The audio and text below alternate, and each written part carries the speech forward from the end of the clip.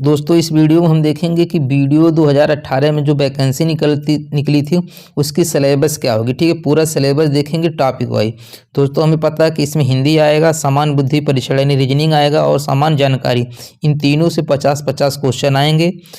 और दोस्तों समय कितना होगा, 2 घंटा। ठीक है, यानी 150 प्रश्न होगा और 120 मिनट में इसको करना होगा। देखिए 150 प्रश्न है और दोस्तों कितने अंक नंबर का होगा, कुल 300 नंबर का होगा, यानी एक क्वेश्चन 2 नंबर का होगा। सबसे इसमें इंपॉर्टेंट चीज़ देना है ये निगेटिव मार्क, जो नकारात्मक मार्क है दोस्तों 1/2 दिया था, 1/2 दिया था। इसका मतलब समझ लिए दोस्तों, अभी तक जितने भी एग्जाम होते हैं, रेलवे में होता है तो उसमें 1/3 देता है, यानी 3 क्वेश्चन गलत हुए तो ये क्वेश्चन आपका काट दिया जाएगा। बाकी एग्जाम में यूपी-ट्रिपल-एससी 1/4 करता है, जैसे पेट हो गया, लेखपाल हो गया, उसमें 1/4 होता है, यानी 4 क्वेश्चन आपका गलत होगा तो 1 नंबर कटेगा।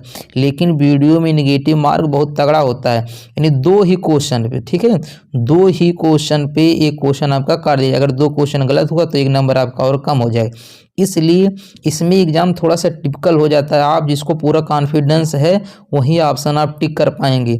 इसमें तुक्का बहुत कम लोग मारते हैं, जितना तुक्का मारते हैं वो थोड़ा नीचे, उनका दोस्तों मेरिट नीचे चला जाएगा। इसलिए अगर वीडियो आपको बनना है तो तैयारी आपको ज़बरदस्त रखना पड़ेगा। ठीक है, और कठिन कुछ नहीं होता है, इसमें हिंदी आता है, समान बुद्धि यानी रीजनिंग आता है, थोड़ा जो टिपिकल नहीं होता है रीजनिंग होता है, तो आप रीजनिंग फोकस कीजिए और सामान्य जानकारी के लिए थोड़ी कोई बुक पढ़ते रहिए। अभी हम बताएंगे आपको कौन सा बुक पढ़ना जरूरी है और टॉपिक वाइज बताएंगे। ठीक है, आइए देखते हैं दोस्तों 2018 में क्या क्या पूछा है।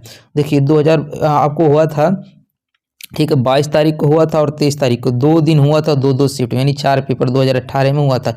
इसमें जो हिंदी के 50 प्रश्न पूछे गए थे 100 नंबर के। तो इसमें देखिए दोस्तों भाषा और बोलिए पूछा जाता है। ठीक है, भाषा और बोलिए पे कम से कम 2 से 3 क्वेश्चन पूछा जाता है और व्याकरण से पूछा जाता है। व्याकरण में अभी आगे डिस्कस करेंगे व्याकरण में कौन कौन चैप्टर पढ़ना है। उसके बाद अपठित गद्यांश पद्यांश, ये तो आसान होता है, उसे गद्यांश पद्यांश को पढ़ के उसी में से आंसर आपको देना होता है।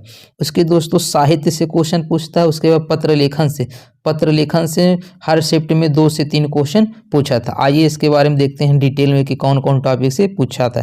ठीक है दोस्तों, जो हमारा व्याकरण होता है, ठीक है, व्याकरण इसमें देखो आपको पहले पूछेगा हिंदी भाषा का इतिहास और बोलियां, इसमें भाषा का विकास, बोलियां, हिंदी का राजनीतिक विकास।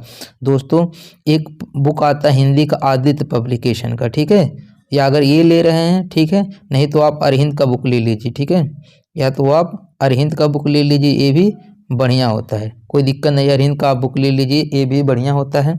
उसके बाद देखिए इसमें वर्णमाला पढ़ना है। ठीक है, हिंदी भाषा विकास में जैसे आप समझते हैं ना, पूर्वी हिंदी पूछेगा कौन है, पश्चिमी हिंदी, मेवाती ऐसे पूछेगा, ब्रज भाषा कौन सा हिंदी, ये सब क्या कहलाता है, हिंदी भाषा का इतिहास।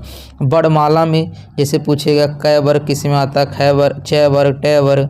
ठीक है, उसके बाद संधि, ये तो सबसे इंपॉर्टेंट है, संधि तो आता ही है। समास हो गया, संधि समास तो आप समझ ही रहे होंगे।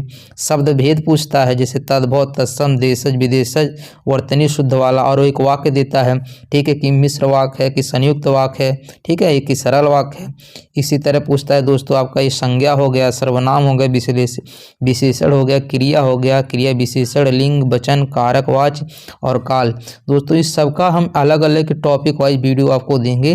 बस दोस्तों आप चैनल पे बने रहिएगा, अगर चैनल पे नहीं हो तो प्लीज़ सब्सक्राइब जरूर कर लीजिएगा। यहाँ से देखिए दोस्तों ये आपका अव्यय से पूछा है, उपसर्ग, प्रत्यय हो गया, मुहावरे हो गया, विलोम, पर्यायवाची, वाक्यांश के लिए एक शब्द और विराम चिन्ह। देखिए दोस्तों यहाँ पर जो वीडियो में नहीं पूछा गया था वो रस, छंद, अलंकार नहीं पूछा गया था, तो जरूरी नहीं है इस बार नहीं पूछा जाएगा, हो सकता है इस बार पूछ ले। ठीक है, अलंकार, रस, छंद, अलंकार से भी पूछ सकते हैं, तो इस तैयारी अपना बनाए रखिए। ठीक है, आइए देखते हैं और किस टॉपिक से पूछा है। तो देखिए हिंदी साहित्य का जो इम्पोर्टेंट टॉपिक होता है दोस्तों, इससे पूछता है, और कम से कम मान के चलिए दोस्तों इसमें 5 से 6 क्वेश्चन हर शिफ्ट में पूछा था, 5 से 6 क्वेश्चन। हिंदी साहित्य का काल विभाजन, आदिकाल हो गया, भक्ति काल हो गया, रीतिकाल हो गया, आधुनिक काल हो गया, और सभी विधाओं में प्रथम व पुरस्कार मिला था, जैसे कि महादेवी वर्मा को किसके लिए इनका साहित्य मिला था। ठीक है, उसके बाद ज्ञानपीठ पुरस्कार किसके लिए मिला था, कब किसी को, इसमें से बहुत से लोग को पद्म विभूषण किसको मिला था, भूषण का मिला था। ठीक है, आदिकाल के कौन कौन ये कवि हैं, भक्तिकाल के कौन कौन रवि, इनका कार्यकाल कितने से कितना था, ठीक है, ये सब आपको पूछता है। पत्र पत्रिकाएं भी पूछता है। दोस्तों आदिकाल जो है इसको उपनाम से भी पूछा जाता है कि आदिकाल को क्या कहा जाता है। तो जैसे आदिकाल को क्या कहा जाता है, वीर गाथा काल कहा जाता है। क्या कहा जाता है, वीर गाथा काल कहा जाता है। जैसे भक्ति काल हो गया, भक्ति काल को क्या कहा जाता है, पूर्व मध्य काल कहा जाता है, ठीक है। उसके बाद रीति काल को, ठीक है, उत्तर मध्य काल कहा जाता है। आधुनिक काल, ठीक है, आधुनिक काल हो गया, इसको गद्य काल कहा जाता है। ये सब टॉपिक हम आपको कवर कराएंगे, ठीक है। बस दोस्तों अगर चैनल पे न्यू है तो प्लीज़ इसको सब्सक्राइब जरूर कर लीजिएगा, ठीक है।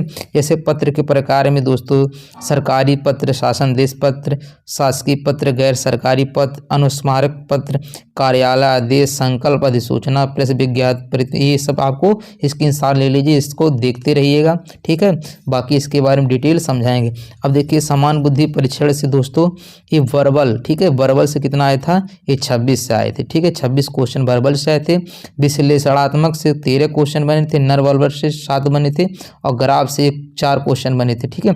और ग्राफ के लिए दोस्तों अगर पेट का, ठीक है, पेट एग्जाम हुआ है अभी जल्द, इसमें 4 शिफ्ट में हुआ है और चारों में 4-4 है, तो नहीं 4 चौक 16 ग्राफ है, ठीक है। 16 ग्राफ हम आपको कह रहे हैं, अगर आप वीडियो देने जा रहे हैं तो ग्राफ का क्वेश्चन कहीं से अगर आपको मिले तो ये ग्राफ चारों पढ़ लीजिए, 16 ग्राफ हो जाएंगे। तो इन्हीं ग्राफ में से इसी तरह का क्वेश्चन बनेगा, तो यहाँ से आपका ये ग्राफ तैयार हो जाएगा। बाकी रीजनिंग का हमारे पास कंटिन्यू वीडियो हम देंगे आपको, रीजनिंग का भी, हिंदी का भी, जीएस का भी, ठीक है। आइए देखते हैं। अब देखिए सामान्य जानकारी में आपको इसका सिलेबस बहुत लंबा है, तो दोस्तों इसमें 50 क्वेश्चन आना है। इसमें से आपको इतिहास पढ़ लीजिएगा, इतिहास में ध्यान रखिएगा, ये मॉडर्न हिस्ट्री पढ़िएगा, ठीक है।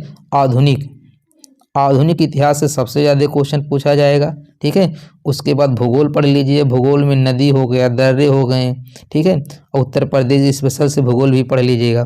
उसके बाद अर्थशास्त्र से पढ़ लीजिएगा, जैसे पंचवर्षीय योजना हो गया, कैबिनेट मिशन हो गया, इनके बारे में संविधान से क्वेश्चन देख लीजिएगा, पर्यावरण से देख लीजिएगा, कंप्यूटर से और सामान्य विज्ञान से क्वेश्चन बनेगा। और करंट अफेयर कम से कम दोस्तों आप अभी से तैयार कीजिए, जुलाई से लेकर जब तक एग्जाम होगा कम से कम 6 से 7 महीना का करंट अफेयर जरूर पूछाएगा। उत्तर प्रदेश स्पेशल जरूर पढ़ के जाइएगा। उत्तर प्रदेश स्पेशल में सबसे ज़्यादा ध्यान रखना है जनगणना, ठीक है, जनगणना जरूर पढ़ लीजिएगा। इससे तो ये क्वेश्चन फिक्स है, जनगणना से क्वेश्चन पूछा जाएगा और इससे विविध में पूछा जाता है, ठीक है। तो उम्मीद कर रहे हैं कि ये टॉपिक आपको समझ में आ गया। दोस्तों यदि आप चैनल पे नहीं हैं तो प्लीज़ सब्सक्राइब जरूर कर लीजिएगा। अगर जानकारी अच्छी लगी होगी तो लाइक कमेंट जरूर कीजिएगा।